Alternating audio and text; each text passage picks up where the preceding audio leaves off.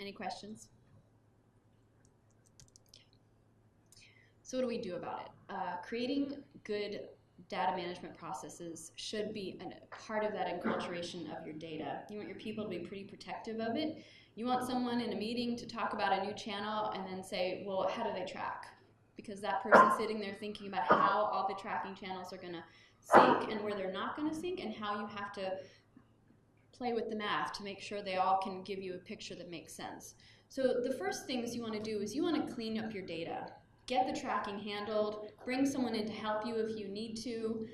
Sometimes a third party can make a difference when there's a lot of people at the table who've been talking about the same thing for a long time, so don't be afraid to bring in a consultant or someone who can help you.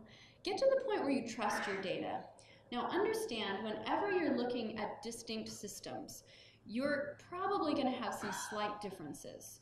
That's probably okay as long as you understand what the reasoning is behind those slight differences. So maybe between AdWords and analytics, you understand first click and last click and those types of things. So when you're looking at the data, you can interpret it the way that's proper based on the language of its system, and then you'll understand how they come together. So clean your data until you trust it. You understand the differences. You know how they impact you. You know where they're important and where they're not to be bothered with. And you also know them to the degree if one of them's off, you'll notice it, or one of your people will notice it, okay? And a lot of this may apply to the people that work around you, who are the people who are managing and maintaining this. You want to make sure that they have this process in their day, week, month, year, based on however often they have to interact with their data. Then you want to maintain it. You want to be really protective of your data. Not only that, you want to keep your technology on point. Make sure everything's up to date. Right now, one of the biggest ways we're going to be managing big data is with really great partners that have super smart tech, because there are too many metrics in some situations than we can manage. But if there's a machine that can pull them all together and give a smart team of thoughtful marketers some good information to direct their tasks and their efforts and their tests, then you want to pull those in. So stay up ahead. There's probably lots of great vendors for you to check out here to understand like what is happening with programmatic, what is happening with AI, and how can it solve the problems that I have with my data. So stay up to date. Maybe create some Google alerts. Also make sure your technicians, any people that you have touching your systems, make sure they are maintaining them, and make sure they're keeping their own tools sharp.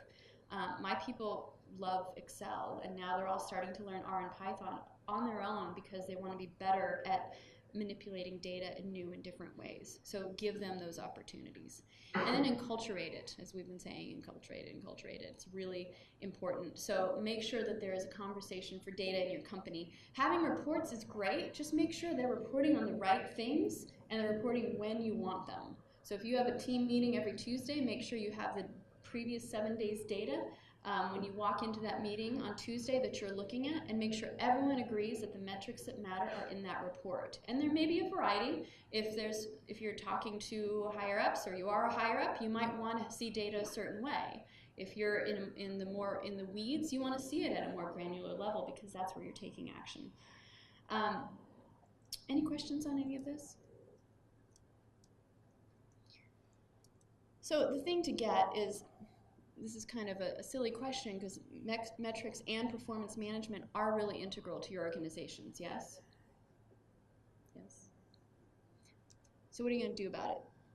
This is sort of 6 steps to enculturating your data, and we're kind of beating this one to death because it is really key. Because if we're going to be people who decide to use data to drive our decisions, you can kind of see why this would be really, really important for us, yes? Yeah, and it's going to be an ongoing thing. So enculturation, this is what we already talked about, reporting, taking care of it, making sure that if something changes that impacts your data, it's noted. If you track things in a wiki, if you track things in Google Analytics, make sure one person is the one who's being that, or a couple, that know what the types of things that get noted. And then create redundancy. So I gave the example of the customer that had impression to close information, which it's a unicorn in the marketing world. It's hard to get that at the keyword level for such long sales funnels that we have at times. So make sure that you have redundancy. This really helps if people are just talking about it, because if you're talking about it, you know where to go to get the data you want. And when that person decides to leave or that department changes, you know where the data needs to move to to make sure that those owners and those keepers of and those understanders of remain a part of your company no matter who the personality is who's sitting in the seat at the time. Then you want to understand the system. You want to understand how everything works. How does it track? How does it think? In our company, we do a lot of paid search marketing, and we have gone back and forth in the world of bid tools. And whenever we use them, it's in the right situation, and it never overlooks the fact that you need to have a smart thinker and someone who wonders about data running the machine, or else you're likely to lose money. So make sure you understand your systems, how they can break and how they think. Stay current, I already talked about this. Just really educate yourself. Make sure your people are smart. A good day would be when someone comes to you and says, hey, I just checked out this vendor. They're really cool. I think they really could be a game changer to the way we understand our lead nurturing numbers. Can I set up a demo? That's a good day for you. Even if it's going to cost you money, I guarantee you it will save you money to also have those people who are thinkers and researchers, and they're out ahead of that technology curve, because that's where you want to be. And then embrace curiosity. You know, when data doesn't, the thing that's funny about data, and we've had clients before who say, well, no, I have this goal. I told my boss I would get this many leads at the same cost this month, and why can't I do that? And then we have to say stuff like, well, because math.